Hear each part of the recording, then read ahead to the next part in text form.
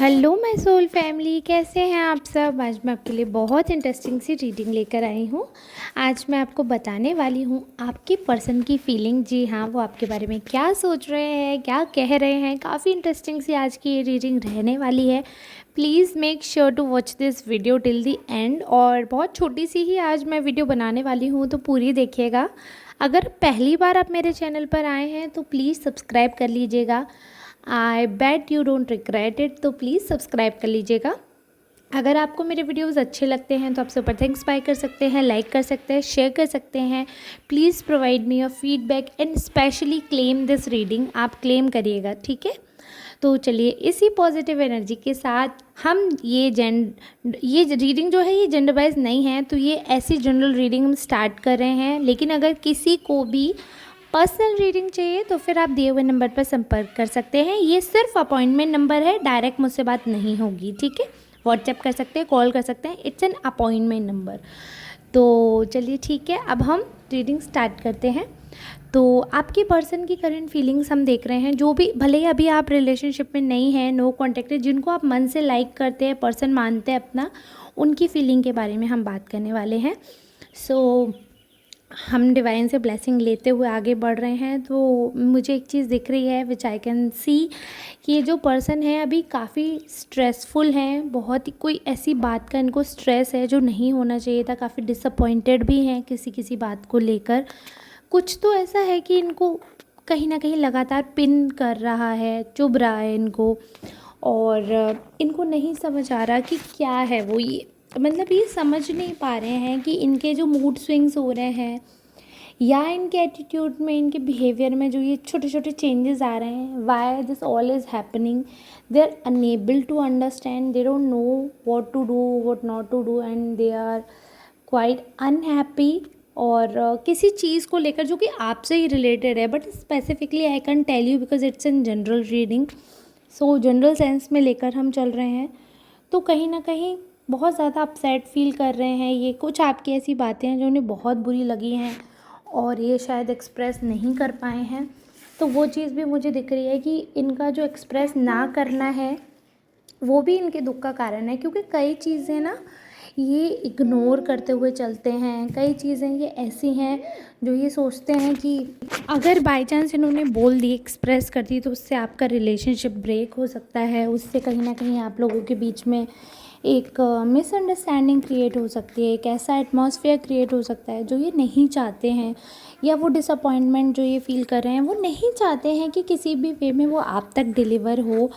तो ये अपने मन की बातें ना बताते नहीं हैं, ठीक है। आपके पर्सन का जो मेन प्रॉब्लम है, जो मैं समझ पा रही हूँ कि ये खुलकर बात ही नहीं कर पाते हैं। और इनको ये लगता है, oh God please ignore the background noise, Shiv है जो कुछ भी कर सकता है। तो मैं अलग आकर ही आपको रीडिंग दे देती हूँ।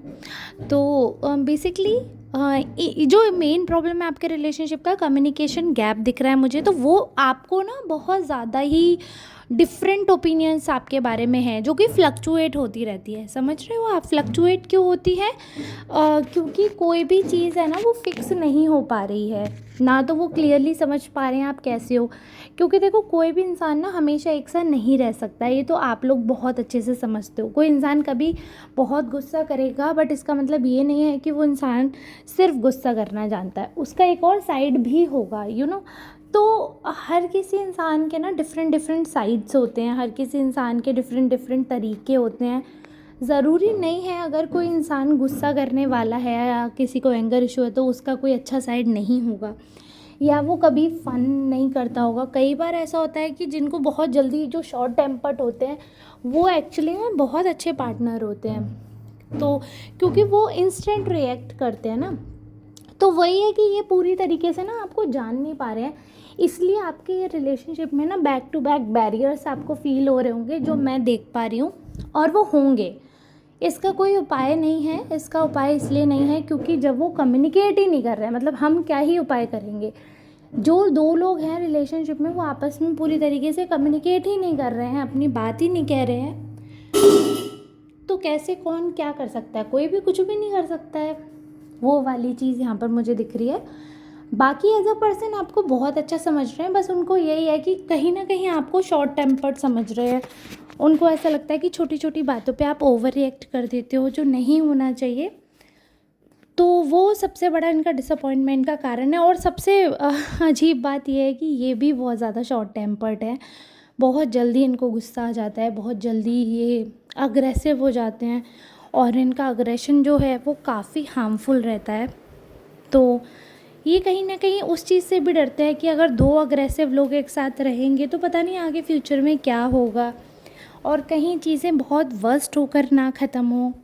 इस चीज़ का भी इनको डर लगता है, because they themselves can't control their emotions. तो वो आपसे भी एक्सपेक्ट नहीं करते हैं कि आप कंट्रोल कर लोगे। अब ये अपनी अपनी कैपेसिटी की बात होती है। कोई चीज़ें कंट्रोल कर लेता है, कोई इंसान चीज़ें कंट्रोल नहीं कर पाता है, बट किसी से एक्सपेक्ट कर लेना तो गलत है। हालांकि ये बात इनको पता नहीं क्यों ऐसा इनके मन में, इनकी एनर्जी में आ रही है कि ये खुद को दबा भी सकते हैं आपके लिए, और बहुत जगह इन्होंने सेक्रीफाइसेस किए हैं, वो भी आपके लिए खुशी खुशी। तो ऐसा भी नहीं है कि इट्स अ बिग प्रॉब्लम कि ये होने नहीं देंगे, ऐसा भी कुछ नहीं है। बट अगेन ये उतने श्योर नहीं है चीज़ों को लेकर कि लॉन्ग लास्ट करेंगी या नहीं।